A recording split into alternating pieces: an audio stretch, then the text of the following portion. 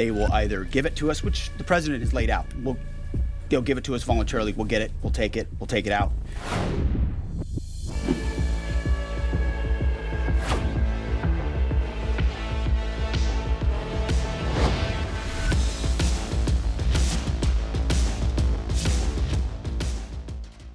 자, 미국과 이란 앞서 전해드린 것처럼요. 뭐 2주 휴전에 합의는 했지만 이거 합의 안 되면 트럼프가 사격할 수도 있다 이러면서 긴장감이 여전히 높습니다. 자, 미 국방장관이 또 이런 말까지 했습니다.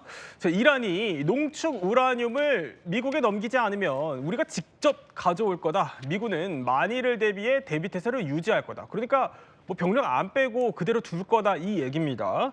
자, 결국에 그러면 이 농축 우라늄이 관건인데 김현수 교수님. 네. 이란이 순순히 넘기겠어요? 글쎄요, 이제 이 우라늄과 관련해서는 크게 두 가지가 쟁점인데요. 네. 지금 말씀하신 것처럼 60%로 농축한 450kg의 이 우라늄을 넘길 거냐, 미국으로 넘길 거냐, IAEA로 넘길 거냐 이 네. 문제가 있고요. 두 번째는 농축 우라늄에 대한 농축할 수 있는 평화적 이용에 대한 것을 이란은 이것을 주권 사항으로 보는데 이것을 인정해 줄 거냐 안 해줄 거냐 하는 거거든요. 미국이요, 왜 이 450kg에 이렇게 집착하느냐 하면 전쟁 목적 자체가 없어지거든요. 네. 그래서 사실은 어떻게 보면은 이게 이란의 농축에 대한 평화적 이용에 대한 농축은 4% 이하로 하면 네. 그것은 이제 이 발전소에 이제 사용하는 거니까 아무런 관계는 없거든요. 그래서 이 부분은 이제 허용한다고 하더라도 450kg은 꼭 가지고 와야 되겠다. 그래야 미국 국민들한테 우리가 왜 이 전쟁을 시작을 했는지, 네네. 그리고 이 전쟁이 어떻게 종결되었는지 이것을 설득을 할 수 있고 그것이 11월 달 중간 선거로 연결되기 때문에 그러는데요. 아마 미국은 다른 것은 조금 양보하더라도 이 부분은 절대로 양보하지 않을 절대로. 겁니다. 그러니까 이 450kg이라는 숫자가 굉장히 또 중요하기 때문에 미국에게는 절대로 이걸 양보하지 않을 거다. 그만큼 팽팽하다는 건데 게다가 이란 같은 경우는 그 얼마 전에 있었던 미군 조종사 구출 작전 있잖아요. 이게 사실은 미국이 우라늄 탈취하려는 기만 작전 아니었냐 이렇게 의심하더라고요. 그렇죠. 이스파한에 있는 이란의 그 핵 그거를 좀 탈취당할까 봐 예. 이란 당국이 얼마나 좀 강박을 갖고 있느냐 이걸 보여주는 것 같습니다. 근데 사실 이거는 좀 이란의 주장으로 보기에 좀 터무니없는 내용일 수가 있습니다.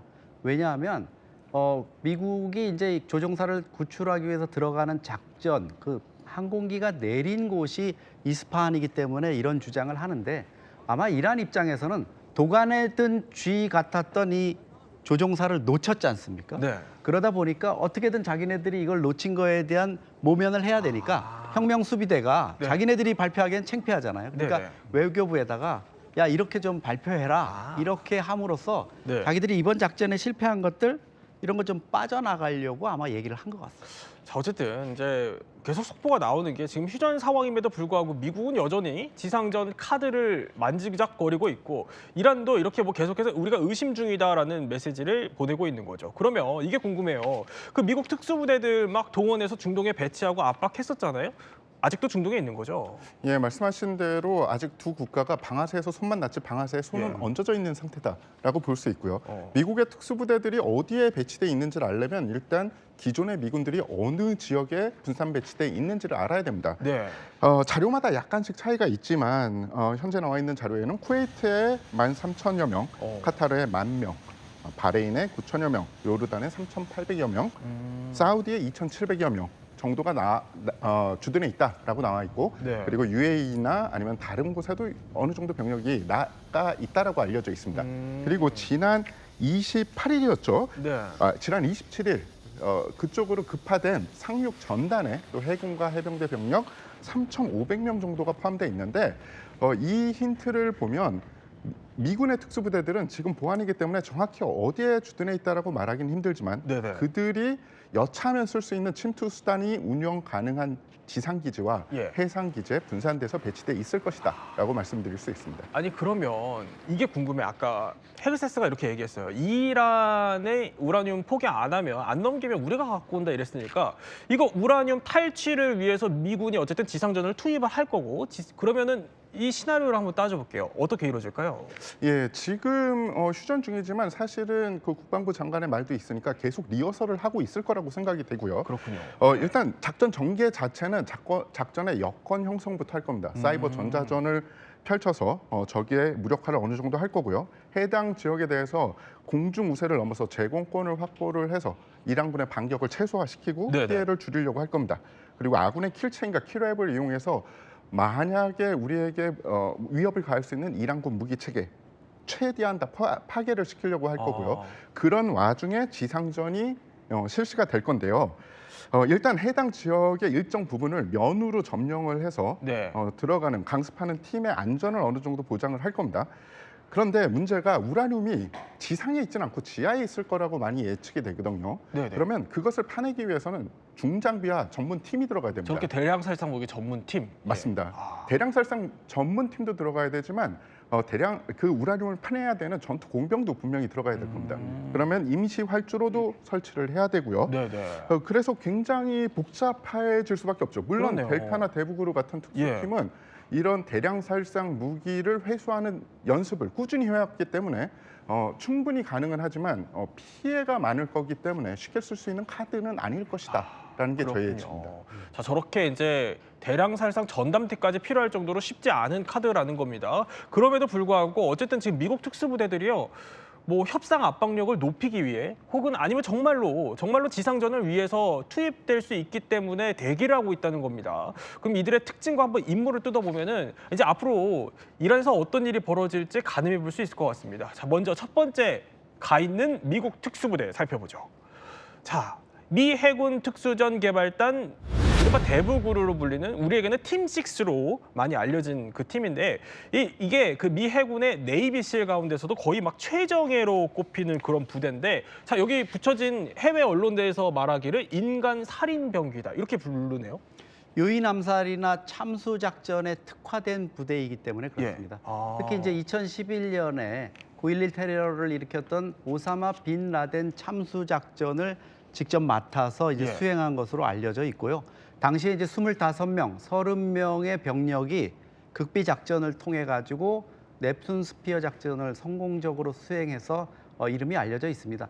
저희가 지금 대북으로 하는데 이게 이제 영어로 디벨로프먼트 그룹 거기에서 대부 따온 거거든요. 그렇군요. 그리고 사실 팀6는 이미 해체됐고 이미 대북으로 바뀌었습니다, 명칭이. 그런데도 팀6가 워낙 오랫동안 전설적인 작전을 수행해 왔기 때문에 아직도 팀6 이렇게 부르는데요. 얼마 전에 뉴욕타임스에서 2019년에 김정은 원산 특각에 접근하려다가 실패해서 돌아왔다 이런 얘기도 있었거든요. 당시가 이제 김정은과 트럼프가 하노이에서 만나기로 했던 이 시점입니다. 그러니까 트럼프 일기 때 트럼프 대통령이 김정은이 지금 어떤 생각을 할지 궁금해 이렇게 하니까 바로 목숨을 걸고 들어가서 김정은의 원산 특각에 도청 장치를 설치하려다가 실패해서 이제 돌아온 이런 사안인데요. 그만큼 이제 미국 대통령의 직접적인 지시를 받고 움직일 수 있는 부대다 이렇게 보시면 되겠습니다. 그럼 김정은도 상당히 예의주시하고 있어요. 그럼 이번 아마 보도를 보고 뉴욕타임스 보도를 보고 북한이 깜짝같이 그걸 몰랐을 수도 있어요. 그래서 뒤늦게 아마 경호라든가 이런 거를 다시 점검하는 계기가 됐을 겁니다. 근데 흥미로운 게 저희가 이게 찾다 보니까 아니 이 부대의 그 탄생 배경이 지금 벌어지고 있는 이란, 그 이란과도 좀 관련이 있다 그래요? 그렇죠. 80년 4월에 있었던 미국의 이제 특수 공작사에서 정말 참극으로 빚어지는 독수리 발톱 작전, 이글 클로우 작전의 사례에서 이제 교훈을 얻었습니다. 당시 79년 이슬람 혁명이 이제 이란에서 발생해서 그 미국의 이제 대사관 직원들이 테헤란에서 444일간이나 억류돼 있었습니다. 52명이. 그걸 구출하기 위해서 작전을 시도했는데 아까 보신 영상에서처럼 사막에서 이제 모래폭풍을 만나가지고 수송기와 그 전투기, 작전기, 헬기가 막 충돌하고 이래가지고 미국이 엄청난 사상자를 내고 그냥 철수를 했습니다. 무산되고. 그래서 그 뒤에 이래선 안 되겠다 해서 특수전 네이비실 팀6가 창설이 됐습니다. 근데 궁금한 게 팀6라고 하면은 그냥 우리가 단순히 생각하기에 뭐 6번째 팀인가? 이런 뜻이에요? 근데 사실 팀 5는 없습니다. 없어요? 네. 팀이 예. 2개 정도 있는 걸로 이제 파악이 되고 있는데요. 오. 그럼 왜 팀 6냐? 단순합니다. 그 당시에 이제 미군 관계자가 밝힌 거는 네네. 소련이 우리를 지금 주시하고 있는데 우리 특수전 능력을 1, 2, 3, 4, 5, 6 6개 있다 이렇게 밝힐 이유가 뭐 있냐? 우리 2개밖에 없지만 팀 6라고 붙여놓으면 소련이 6개로 알 거 아니냐? 아, 이렇게 약간의 뭐 기만전술로 연막전술, 네. 팀 6를 붙였다 이런 취지로 그래요? 설명을 했습니다. 그렇군요. 자, 그런데 참 어떻게 보면 아리러니한 것 같아요. 이란으로 봤던 그 치욕에서 이 팀 6가 탄생했고 그 44년이 지난 지금 다시 이제 이란 근처까지 등장을 하게 된 건데, 근데 사실 그 얼마 전에 있었던 그 미군 구출 작전 여기 선봉에 이 팀이 섰었잖아요. 예, 맞습니다. 원래 그 F-15E가 격추가 되고 F-15E 같은 경우에 복작이기 때문에 조종사와 후방석에 무기 통제사, 무기 네. 체계사가 탑승을 합니다. 조종사는 쉽게 구출을 했어요. 그렇기 때문에 원래 그런 임무, 그러니까 전투 탐색 구조를 주로 하는 공군 PJ들이 구조를 해냈습니다. 그런데 구조작전이라는 게 시간이 가면 갈수록 특히 적진에 노출돼 있는 그 격추돼 있는 조종사를 구하는 게 굉장히 힘들거든요. 네. 근데 후방석에 있는 사람은 본인이 이 지역을 이탈을 해서 혼자 고립이 됐고 그게 그 주변을 적이 에워쌌기 때문에 일반적인 공군 특수부대보다 약간 강력한 팀이 필요했던 거죠. 그래서 대부구르가 이 작전을 수행을 했는데 네. 그들은 이런 류의 작전을 할 수 있습니다. 그들의 주 임무가 이것은 아니지만 네네. 왜냐하면 그들 팀의 편제를 보면 공군 특수부대에서 PJ나 CCT 같은 요원들이 한 명에서 2명 정도가 팀에 언제나 소속돼 있고 순환 근무를 합니다. 그렇기 때문에 만약에 필요하다면 델타나 그래요? 대부구르는 이런 구조 임무를 할 수 있기 때문에 좀 더 공격력이 강하고 정밀도가 높은 네네. 팀을 투입을 시킨 거죠. 근데 실제 생각해보면 이런 작전을 해내기까지 뭐 너무나 당연하지만 상당한 혹독한 훈련이 있겠다 싶어요. 찾아보니까 아니 이 팀 6 대원 한 명 키우려고 우리 돈으로 한 30억 원이나 무려 든다는 겁니다. 그러면 대체 이 선발 과정이 궁금해요. 어떻게 선발해요? 예, 일단은 네이비실 자체만 해도 전 세계 최고의 특수부대다라고 네. 이야기를 합니다. 일반 해군에서도 네이비실을 그러니까 일반 미 해군에서도 일반 네이비실이 되기도 힘든데 대부구르가 되려면 일반 네이비실이 돼야 됩니다. 그 뒤에 그린 팀이라는 팀에 또 들어가야 돼요. 또 들어가야 돼. 예. 예. 그리고 그 그린 팀을 잘 해서 다시 대부구르 선발이 돼야지 또 돼야 대부구르가 돼요? 될 수 있는 겁니다. 그러니까 아무나 어. 대부구르에 지원할 수 없고요. 그 단계를 다 거쳐야 되는데요. 네네. 일반 네이비실이 미국 내에서 약 8,000명 정도 있다고 하죠. 아유. 그런데 그린 팀은 예. 그 한 10%도 안 되는 병력이 있고요. 네네. 그리고 대부구르가 되려면 5% 안에 들어야지 겨우 될 수 있습니다. 우리가 보통 네이비실을 괴물이라고 하는데 네. 그린 팀은 괴물보다 더 괴물이고 대부구르는 괴물 중에 왕이라고 보시면 됩니다. 괴물 중에 왕. 예. 와, 그 정도로 선발 과정이 엄청나다는 건데 아니 그러면은 이 훈련이 얼마나 혹독한지 훈련 중에 뭐 사건 사고들이 꽤 있어요. 그렇죠. 사실 우리는 의무병 제도기 때문에 군대 가는 거에 대해서 조금 약간 거부감도 있고 예. 뭐 힘들다 이런 건데 미국의 청년들 보면은 군에 가가지고 이렇게 특히 특수부대에 근무하는 걸 엄청난 자기 프라이드로 여기는 경우가 있습니다. 그런데 20살짜리 해군 수병이 되려던 그 메이스라는 친구가 예. 자기가 이제 네이비실에 지원을 했는데 탈락을 했습니다. 5일 만에 이제 아마 불합격 뭔가 찍혀보니까 자질이 안 맞으니까 탈락을 시켰겠죠. 네. 그러니까 12억 달러에 이르는 강습 상륙함인 보넘 리처드 함에다가 불을 질렀습니다. 그래요? 그래서 이게 불이 11일 동안이나 타면서 14개의 갑판을 다 태워버렸거든요. 그래서 이게 수리비가 32억 달러가 나왔습니다.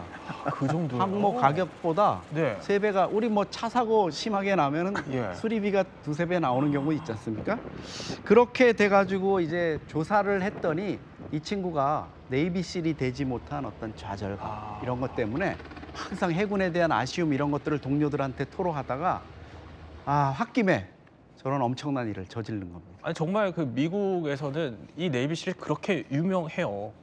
들어가고 싶을 정도로. 네, 네이비실만 유명한 게 아니고 델타 포스도 유명하고 예. 그리고 이제 그 공군이죠. 공군의 제24 특수전술대대도 아주 유명하고 굉장히 유명한 부대들이죠. 그러면 서로 이제 그 들어가려고 그러고 우리하고는 좀 그렇게까지, 차원이 네. 다른데 그렇다고 해서 우리 특수준 부대들이 약하다는 거 아니에요. 그렇죠. 우리 특수준 네네. 부대 요원들도 대부분 간부로 구성이 돼 있고 그들도 또 선발 과정을 거치고 또 선발 과정을 거쳐서 또 최정예 부대들이 또 따로 있거든요. 네. 자, 이렇게 네이비실 얘기를 해봤다면 많습니다. 이제 중동에 가 있는 특수부대. 두 번째 부대 한번 살펴볼까요? 자, 이번에는 이제 잠깐 언급해 주셨던 바로 델타 포스입니다. 이 미 육군의 특수부대인데 여기도 붙어 있어요. 이름 없는 부대라는 건데, 아니 김일수 교수님, 네네. 이건 무슨 얘기예요? 이름이 없다니. 예, 공식적인 부대 이름이 없는 거죠. 그냥 그 미 육군의 특수부대를 그냥 델타 포스라고 이렇게 부르는 거거든요. 아, 이게 이제 1977년도에 이제 예. 창설이 되긴 했는데 뭐 거의 그 네이비실에 버금가는 그런 특수 임무를 수행하는 그런 부대들이죠. 그래서 이제 이 각 군에는 특수전 부대들이 다 따로 있거든요. 네. 육군은 육군 특수전 부대가 있고 해군, 공군이 있는데 그 중에서도 지금 이제 델타 포스라고 하는 여기 이 육군 특수부대하고 해군의 이제 좀 전에 얘기했던 대부그루하고 네네. 그다음에 공군의 제24 특수전 대대 이것은 각 군 본부의 특수전 부대가 특수전 사령부가 이들을 통제하는 것이 아니고 네. 합동군 사령부에서 이들을 통제합니다. 그래서 JSOC라고 하는 예. 이 부대에서 통제하기 때문에 이거는 육군의 델타 포스이긴 하지만 육군의 특수전 부대이긴 하지만 이들은 육군 특수전 사령부에 속하지 않죠. 그래서 이 제가 말씀드린 이 세 개의 부대가 탑티어 원에 이제 속하는 그러니까 부대라고 볼 수가 있죠. 근데 그러면은 이 임무도 궁금해요, 사실. 근데 사실 이런 델타 포스 같은 경우는 거의 뭐 저희가 찾아보려도 찾아볼 수가 없어요. 워낙 1급 기밀이기 맞습니다. 때문에. 근데 우리한테 좀 어느 정도 알려진 작전이 하나 있더라고요. 영상 볼까요? Ladies and gentlemen, we got him. After uncovering the spider hole, a search was conducted, and Saddam Hussein was found hiding at the bottom of the hole. 자, 바로 그 사담 후세인 체포 때인데, 아니 이 작전이 특히 그 생포 작전에 특화된 델타 포스의 그 능력을 보여주는 사례였어요. 그렇습니다. 아까 팀6가 이제 사살, 참수에 특화돼 있다면 델타 포스는 생포하는데 또 특화가 돼 있습니다. 어떻게 보면 생포가 더 어려울 수 있지 않습니까? 2003년 12월에 이 후세인 체포 작전, 예. 붉은 새벽 작전을 성공적으로 수행을 해서 결국은 저렇게 사담 후세인을 8개월의 추적 끝에 결국 체포를 했습니다. 후세인의 고향인 티그리트에서 한 12km 떨어진 농가를 네네. 급습을 했는데 거기에 이제 야채 더미 이런 거 있는 그 지하에 숨어 있는 게 발각됐는데 그때 우리가 영상을 보면 마치 무슨 지하 하수구 같은 데 있다가 네네. 이렇게 잡히는 이런 모습이 나왔죠. 당시에 보면은 미군 육군 제4보병사단의 이 특수부대 델타포스뿐만 아니라 쿠르드 특수부대원 600명까지 동원이 됐어요. 그러니까 이게 현지를 너무나 잘 알고 있는 네. 쿠르드 군까지 같이 합세를 해가지고 할 정도로 이제 이 특수부대의 연합작전 능력도 뛰어나다 이렇게 볼 수 있고 이번 이란 전쟁에서도 보면 왜 초기에 보면 트럼프 대통령이 쿠르드군 지상군 부분을 언급했지 않습니까? 네네. 결국은 진입은 안 했지만 그리고 저렇게 보면 지금 생포를 해가지고 예. 안에 그 뭐 검사를 하는 것 같지만 저게 유전자 채취하는 거거든요. 벽 안쪽에 입 네네. 안쪽 벽에. 그러니까 저게 얼마나 치욕적인 그겁니까? 그러니까 그 자리에서 만약에 사살을 해버리고 그냥 철수를 한다면 그 잔존 세력들이 후세인을 영웅화하거나 반미의 어떤 상징으로 여겨가지고 다시 재결집하거나 이럴 수도 있지 않습니까? 근데 저렇게 생포를 해가지고 그렇군요. 법정에 세우고 정말 예. 저런 몰락한 모습을 보여주고 그다음에 더 중요한 건 결국 재판을 통해서 사형을 시킨 다음에 시신을 흔적도 없이 바다에 뿌려버렸죠. 그 어떤 구심점을 완전히 뿌리채 네. 제거를 한 겁니다. 그렇군요. 그런데 이렇게 생포 작전이 최근에 또 성공했던 사례가 하나 더 있어요. 뭐냐면 바로 불과 얼마 전이에요. 베네수엘라 마두로 대통령을 생포했을 때 이때도 활약을 했다는 겁니다. 근데 이게 뭐 몇 분도 아니에요. 그냥 46초 만에 생포를 했다고 해서 전 세계가 놀랐는데 이게 제일 궁금해요. 어떻게 훈련을 하길래 이 팀이 어떻게 훈련해요? 예, 일단 훈련 자체는 상당한 자율성을 줍니다. 뭐 사격 훈련이라고 치면은 부대 내 사격장은 언제나 열려 있어요. 그 사람들이 컨비네이션 키를 알기 때문에 자기가 만약에 사격 훈련이 필요하다. 그럼 거의 매일 가서 탄수 제한도 없습니다. 200발, 400발 자기가 원하는 대로 쏠 수 있습니다. 자율적으로? 예, 그런데 네. 그들이 이렇게 기간별로 평가 시험을 봅니다. 근데 그 평가 시험에서 떨어지잖아요. 네. 그러면은 다시 한번 훈련해서 다시 봐 이런 게 없습니다. 처음 떨어지면은 행정 쪽으로 밀려납니다. 책상에 앉아야 한 되는 번에? 거죠. 예. 그리고 다음에 또 시험 봤는데 안 되면 부대를 나가야 됩니다. 그런 아주 높은 기준점을 가지고 있기 때문에 네. 그들은 사실은 뭐 정의나 이런 것보다는 전투에 들어가면 내 등을 지키는 대원은 바로 내 옆에서 총 쏘는 대원이야. 그러니까 정보다는 실력이야. 라는 점을 굉장히 강조합니다. 실력이 우선이다. 그런데 이것도 궁금했어요. 팀6 아까 제가 잠깐 얘기한 게 이 팀6 한 명 키우는데 한 30억 원 정도 든다고 그랬는데 아니 델타포스는 한 명 키우는데 150억이 들어요? 예, 그 몇 배의 돈이 드는데 그거 가지고 뭐 어떤 델타가 더 높다 뭐 이런 식으로 이야기하시는 예. 분들도 있는데 군의 특성 때문에 그런 것도 있습니다. 일단 델타는 지원자는 누구나 가능합니다. 그러니까 뭐 의무병도 가능하고요, 네네. 조리병도 가능합니다. 그런데 한 번 델타에 들어가면 지상에 굴러다니는 모든 것을 운전할 수 있어야 됩니다. 운영할 수 있어야 됩니다. 기차부터 뭐 자전거, 기차까지? 예. 오토바이, 스쿠터 그 모든 것을 할 수 있어야 되고요. 강도 또 육지에 있지 않습니까? 네. 강에서 운행이 될 수 있는 보트까지 다 할 수 있어야 됩니다. 그래요. 그리고 모든 침투 수단, 그러니까 공중에서 떨어지는 예. 침투 수단이나 아니면은 해상으로 들어가는 침투 수단도 다 익혀야 되기 때문에 훈련 기간도 길고 그리고 그들을 양성하는 비용이 이렇게 많은 겁니다. 그렇군요. 아니 기차까지 몰 수 있어야 된다라는 거예요. 아니 정말 대단하다 싶은데 특히 이번에 그 구출된 미군 장교 얘기를 해보면 네. 그 제가 알기로는 권총 환자로 가지고 한 36시간 정도 버텼다 이렇게 들리던데 그럼 그만한 생존 훈련을 했을 것 같은데요. 그렇습니다. 생존 그리고 회피 그다음에 저항 탈출 이렇게 영문 약자로 돼 있는 SERE 이 부분에 이제 원칙이 있는 거죠.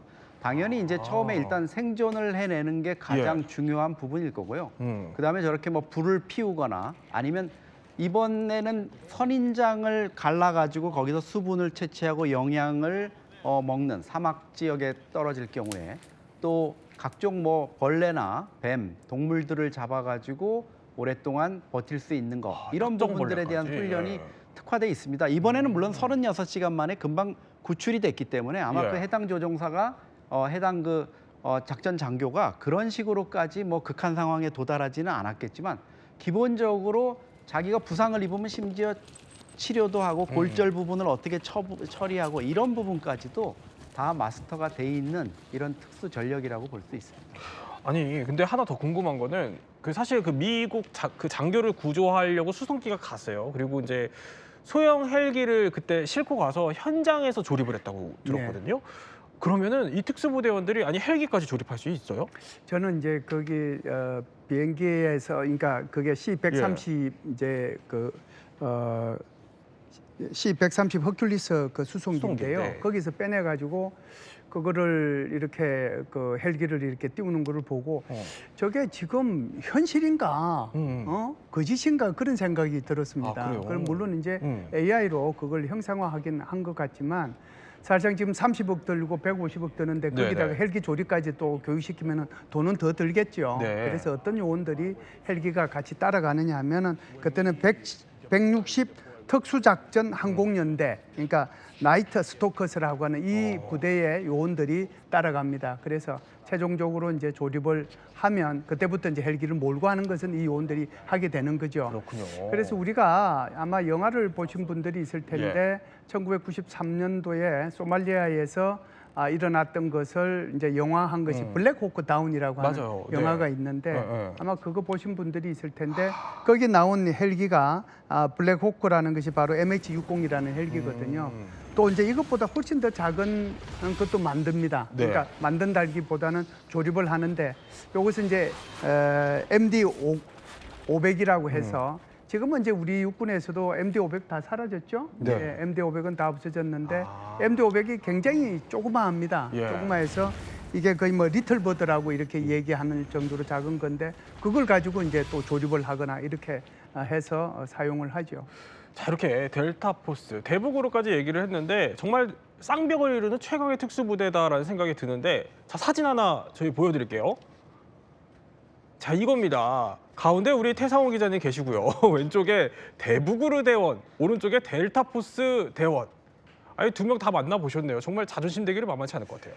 예, 자존심 대결이 없다고 할 수 없습니다. 이들이 그 미국의 어떻게 보면 최정예 팀이죠. 그래서 그러니까 연내 훈련을 같이 하는 날들이 있어요. 그럴 때 이 사람들의 전술 행동을 보면 거의 흡사합니다.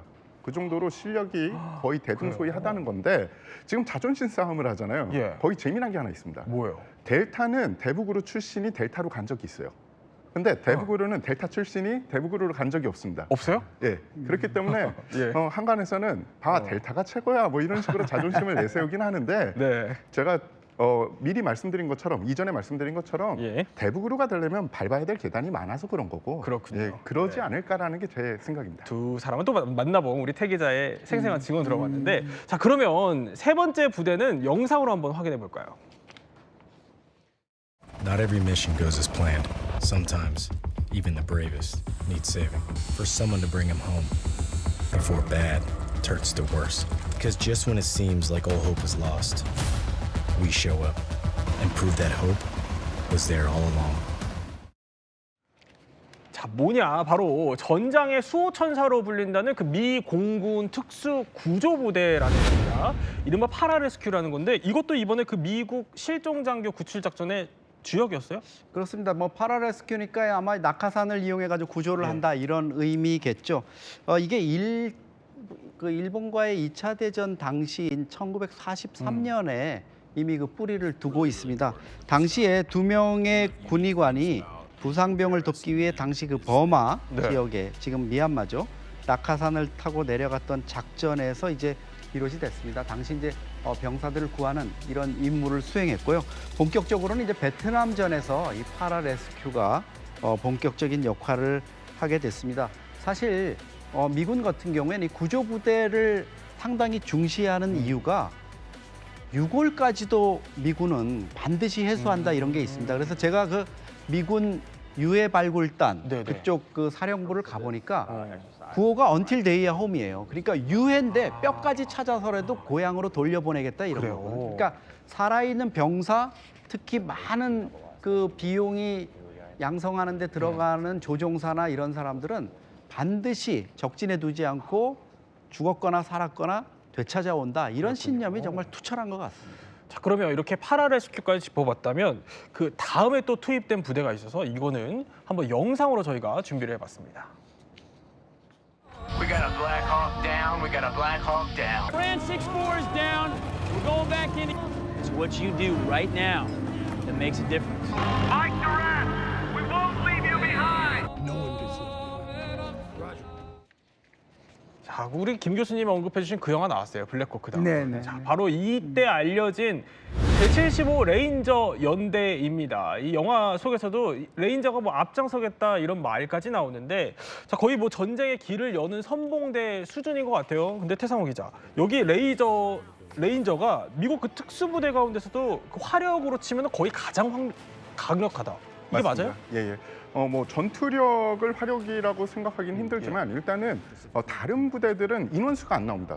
델타나 다른 부대들은 인원수가 보통 보병 편제에 비해 작아요. 예. 그런데 레인저는 일반 보병 편제를 따르고 있기 때문에 아무래도 사람 수가 많고 그러면 총수가 많고 그들이 운영할 수 있는 무기 체계가 많은 거죠. 네. 심지어 뭐 중대라고 하면 화기 소대도 가지고 있는 뭐 이런 규모라고 보면 되고요. 그리고 쉽게 운영할 수 없는 구스타프 같은 대전차 혹은 범용 이 로켓포도 가지고 다니기 때문에 다른 부대들은 지원할 수 없어도 이들은 특수작전에 모든 면을 지원할 수 있습니다. 그렇군요. 자, 이렇게 지금 중동에 배치되어 있는 우리 최정예 미국의 특수부대들을 살펴봤어요. 김 교수님. 어쨌든 이 부대들이 투입되는 거는 제한적이더라도 지상전이 시작된다 이 의미거든요. 네. 이제 지상전 카드를 정말로 트럼프가 꺼낼까요? 협상이 안 된다면요. 제가 볼 때는 이제 그러기에는 여러 가지 한계가 있다라고 생각을 하는데요. 대규모적인 지상전은 없더라고 하더라도 어찌됐든 특수전은 이제 수행을 할 수가 있겠죠. 하루가 서면은 공정 작전을 이제 할 수가 있을 거고, 예. 호르무즈 입구에서는 뭐 상륙 작전을 할 수가 있을 거고, 지금 이제 좀 전에 우리가 논의했던 것처럼 지금 국방부 장관이 얘기한 것처럼 450kg의 우라늄. 그 네. 우라늄 탈취하겠다고 그랬잖아요. 거기에 대해서도 특수작전을 수행할 수 있거든요.